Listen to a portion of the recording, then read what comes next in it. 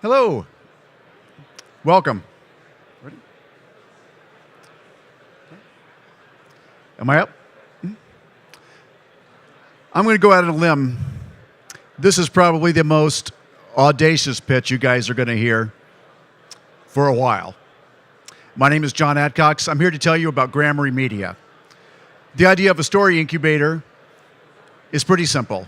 It's to mitigate the risk of original content that has the potential to become a blockbuster cross-media franchise in the same way that a business accelerator mitigates the risk of a startup company.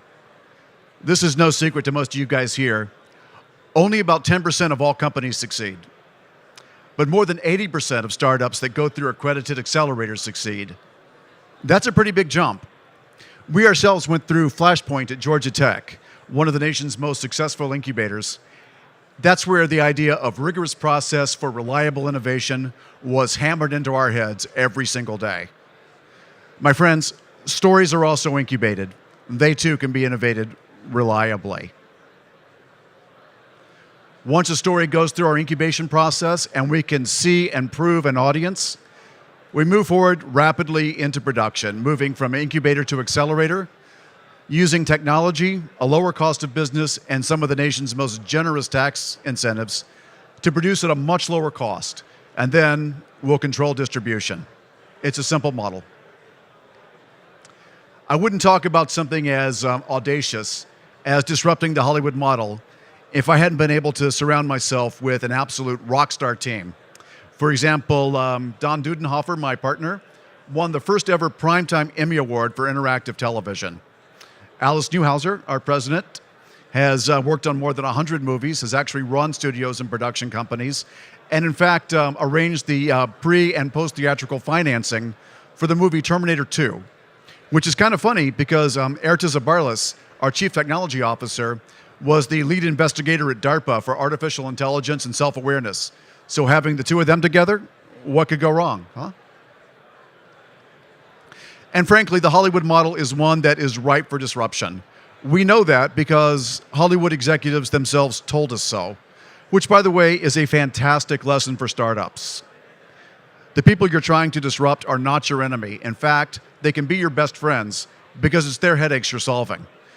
But frankly, there are decades of systematic inefficiencies that have led to skyrocketing budgets. If you were launching a studio from the ground up now, you'd start with about a $10 to $50 million development fund that basically just goes away. It's a sunk cost that has to be amortized against the films that are actually made. Now, studios will spend anywhere from $1 to $20 million on movies they don't actually make. We feel we cannot make a movie for less than that. There's also reliance on poor data analytics. We talked to the chief analytics officer at one of the major studios who told us they spend anywhere from $250,000 to well over $5 million on analytics for a single film without discovering anything that's reliably predictive. There's also, again, an over-reliance on remakes and reboots, despite the fact that literally every executive we interviewed agreed with the analysts who say that cycle has played out and is presenting increasing risk to industry profitability. The current mentality, the current model is hunter-gatherer. The studios are looking for content that has a brand, that has that built-in audience. They turn to books again, turn to books. In fact, the rights to the Hunger Games were actually purchased, not just optioned, but purchased, before the book was published. We've heard all kinds of horror stories about this book mafia that's literally optioning everything before it has a chance to hit the shelves. That's not data, that's not strategy, that's a lottery ticket. Again, there's the reliance on remakes and sequels because they're perceived as safer. They have that known brand, that known built-in audience. We think there's a better way. Our goal is to move that hunter-gatherer model to an agricultural one where we're farming the content that, again, has the potential to become a cross-media franchise. Every one of these steps adds value to a core story. 3 of them generate revenue. We begin with probably our most important step, content selection. We're looking for a very specific type of story, the one that audiences respond to on a level that transcends mere entertainment. My friends, communities form around stories. You guys have Comic-Con out here. We've got Dragon Con on the East Coast. There are the Harry Potter pub crawls. We went to those as part of our research. You know, got to get the information, right? The point is, communities form around stories. And when they do, they're worth billions. We found that the types of stories that are likely to inspire this type of community have factors in common. While we were at Georgia Tech, we looked at franchises that were popular for more than 7 years. Everything from Harry Potter and Star Wars to MASH, the Mary Tyler Moore Show. And then we looked at near misses and failures and found a list of criteria that these stories that succeed have in common. We came up with a checklist. We looked for unpublished book manuscripts that meet all 50 of these criteria. We have an absolute rockstar team of industry veterans from both publishing and film to help us curate this list. When we find them, we acquire them and move into an incubation program that's based partly on our experiences at Flashpoint at Georgia Tech, but also on Pixar's story development model. Pixar is the only studio that still spends that full year in story development. I think their record speaks for itself. We have, again, an absolute rockstar team of mentors. Lou Aronica, for example, founded Bantam Spectra, Avon. He acquired 4 straight Hugo Award winners, launched the Star Wars Extended Universe, which I think is really cool. Chris Golden, best-selling novelist, screenwriter. Candace Alger was the former CEO of Giant Studios before she sold it to James Cameron. They did the motion capture effects for Avatar and Lord of the Rings. Candace is helping us develop a technology pipeline that allows us to produce at a significantly lower cost while gathering assets from multiple media times at the same time. Houston Howard is here. He is one of the leaders in the idea of transmedia. That's one story that's told consistently through multiple media channels.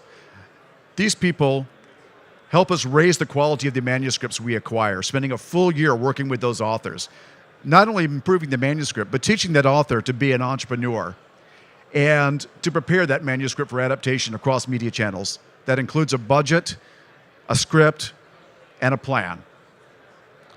At the end of that process, we publish the books, both as hardcover books and as what we call ebook 2.0. These are magical, immersive applications that are sold for tablets and smartphones that allows us to generate revenue. It uses the proprietary technology and social media platform so that users can share with their friends.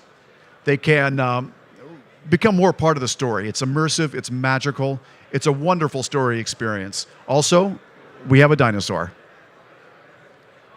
But more importantly, in addition to wrapping the user into the stories, it allows us to mine a wealth of data. The best tests are always primary and involve direct observation.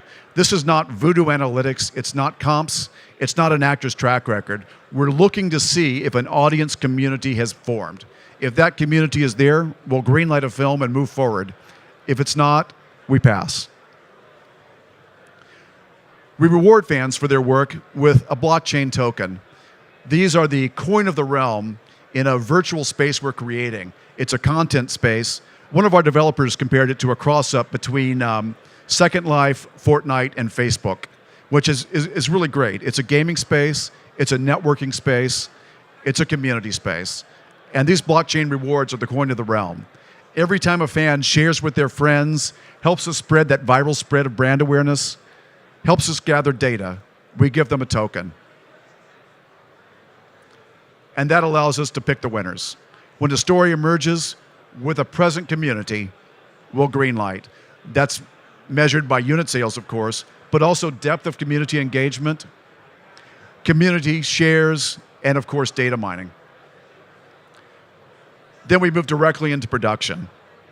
We're producing for multiple media channels in concert. For example, we're using a volumetric capture stage that's completely surrounded by cameras. So we're getting every possible camera angle at the same time. So that's one take instead of 4 or 12. But we're also getting a complete 360-degree image. So for home release, we've got AR, we've got VR, we've got assets for video games. We can even 3D print action figures.